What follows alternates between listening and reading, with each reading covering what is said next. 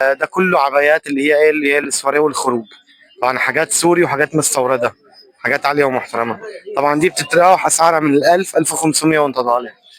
برضه نفس الكلام للسواريهات والعبايات الصباحيه.